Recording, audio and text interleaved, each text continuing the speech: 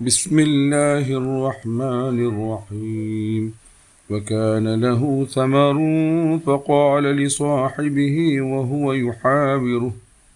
وهو يحاوره أنا أكثر منك مالا وأعز نفرا ودخل جنته وهو ظالم لنفسه قال ما أظن أن تبيد هذه أبدا.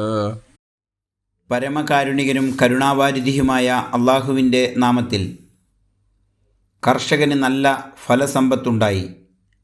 അപ്പോൾ അയാൾ തൻ്റെ കൂട്ടുകാരനോട് സംസാരിക്കവേ പറഞ്ഞു, ഞാനാണ് നിന്നേക്കാൾ സമ്പത്തും സംഘബലവുമുള്ളവൻ. അങ്ങനെ ആത്മദ്രോഹിയായി അയാൾ തൻ്റെ തോട്ടത്തിൽ പ്രവേശിച്ചു. അയാൾ പറഞ്ഞു, ഇതൊന്നും ഒരിക്കലും നശിച്ചു പോകുമെന്ന് ഞാൻ കരുതുന്നില്ല. സൂറത്തുൽ കഹ്ഫ് 34-35 ആയത്തുകൾ.